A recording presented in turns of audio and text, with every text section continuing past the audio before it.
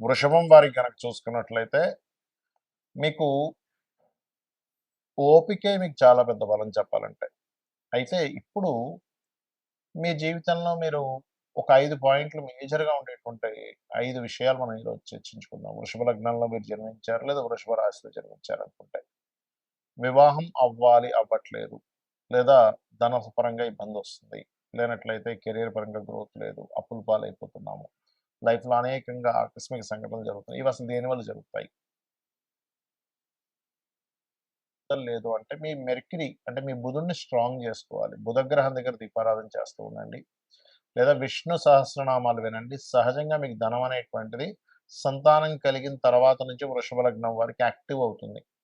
But it's depend on your mercury బుధుడు అంటే పంచమాధిపతి, ధనాధిపతి ఎలా ఉన్నాడనే దాన్ని బట్టి చూసుకోవాలి. అదేవిధంగా వివాహం అవ్వట్లేదు. సర్వసాధారణంగా వృషభం వారికేంటంటే, వృషభానికి లగ్నాధిపతి శుక్రుడు, సప్తమాధిపతి కుజుడవుతున్నాడు కాబట్టి, ఇద్దరి మధ్యన అట్రాక్షన్స్ బానే ఉంటాయి. కానీ, ఎప్పుడైతే మీ జన్మజాతకంలో శుక్ర, కుజులకి పర్సనల్ చార్ట్‌లో గనక కేతు సంబంధాలొచ్చాయి, అప్పుడు ఇబ్బందొస్తూ ఉంటుంది. లేదా పాపగ్రహ సంబంధం కలిసొచ్చింది ఈ మూడిటికి. అప్పుడేం జేయాలి? ఏ గ్రహం ద్వారా వచ్చిందో చూసుకోవాలి. దూరపు సంబంధాలు వెతుక్కుంటే కొంచెం తొందరగా అవుతూ ఉంటాయి. మరియు సుబ్రహ్మణ్య స్వామి ఆరాధన చేయడము, కుజగ్రహం దగ్గర దీపారాధన చేస్తే కుజుడు బలపడతాడు. అదేవిధంగా గురుశాపం అనేటువంటిది జనరల్‌గా ఉంటుంది వృషభం వారికి. అంటే మీకు ఆల్ ఆఫ్ సడెన్ ఇన్సిడెంట్స్ జరుగుతున్నాయంటే పాస్ట్ లైఫ్‌లో గురుశాపం ఉంది. మళ్ళీ ఈ లైఫ్‌లో గూడా అదే తప్పును మనం చేస్తున్నట్లయితే అంటే గురుశాపం ఎలా వస్తుంది?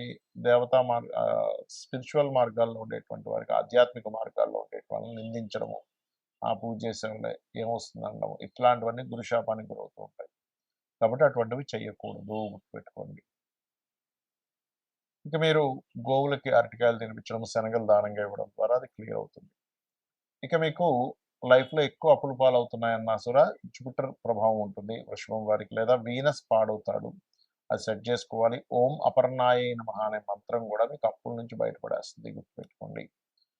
ఇక మీరు నిత్యము చేయవలసిన దేవతారాధన కూడా చూసుకున్నట్లయితే విష్ణు సహస్రనామాలు ఎంత మీరు చేస్తూ ఉంటారు ఫైనాన్షియల్‌గా అంత గ్రోత్ పెరుగుతూ ఉంటుంది. విష్ణు సహస్రనామాలు, తర్వాత లక్ష్మీ అష్టోత్తరం ఇది చెయ్యండి.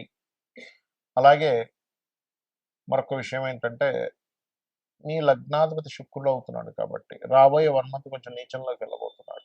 కాబట్టి ఆ 1 మంత్ అంటే ఆగస్టు మొత్తం గూడా మీరు ఏదైనా నిర్ణయాలు తీసుకునేటప్పుడు కాస్త జాగ్రత్తగా ఉండండి. ఇప్పుడు మనం చెప్పుకున్న అంశాలు ఏవైతే ఉన్నాయో, ఎవరికైతే యాక్సిడెంట్ అనుకున్నామో, లేకపోతే షేర్ మార్కెట్‌లో లాస్ ఇవన్నీ అసలు ఎప్పుడు జరుగుతాయి లైఫ్‌లో చూసుకున్నట్లయితే, ఎప్పుడు గూడా దానికి సంబంధించిన దశ రావాలి.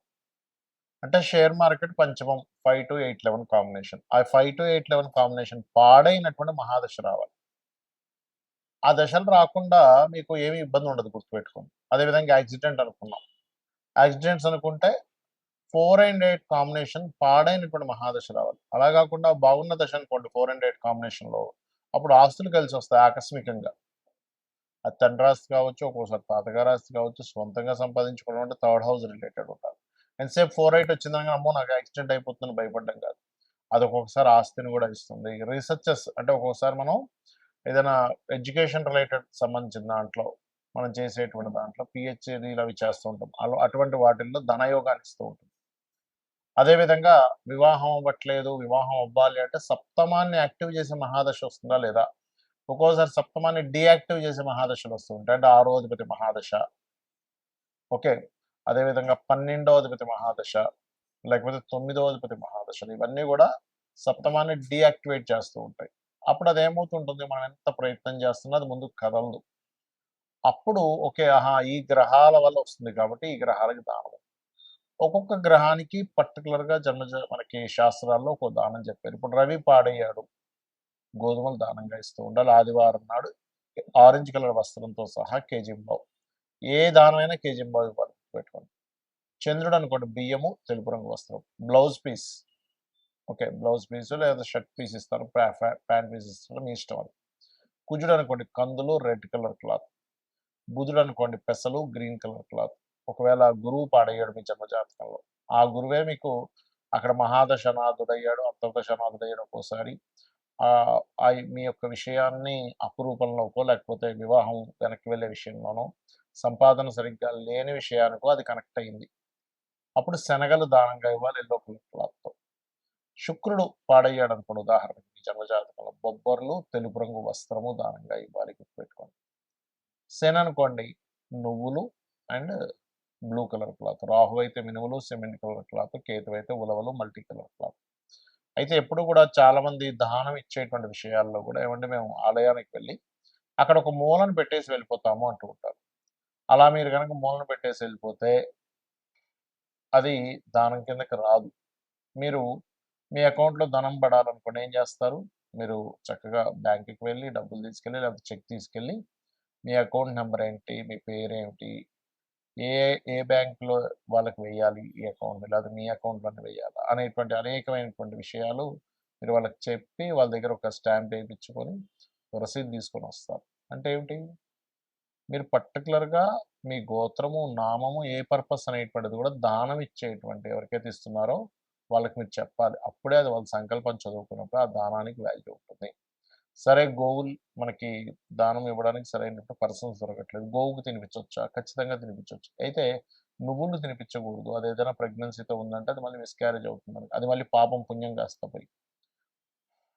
రవికి సంబంధించిన వాటిలో గోధుమ రవ్వ తినిపించొచ్చు. చంద్రుడైతే బియ్యం పిండి తినిపించొచ్చు. కుజుడైతే క్యారెట్స్ తినిపించొచ్చు.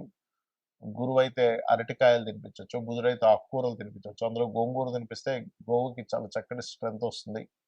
శుక్రుడైతే తీపి చపాతీలు తినిపించొచ్చు. శని అయితే బెల్లం తినిపించొచ్చు. రాహు అయితే అదే బెల్లము ఉండలు 4 చేసి తినిపించొచ్చు. కేతు అయితే గ్రాసము తినిపించొచ్చు. ఈ రకంగా ఒక్కొక్క గ్రహాన్ని బట్టి మనం వెంటనే ఈ ధాన్యాలు తీసుకొని దాన్ని తినిపించడం కాదు. అదే విధంగా ఎప్పుడు కూడా గుర్తుపెట్టుకోండి.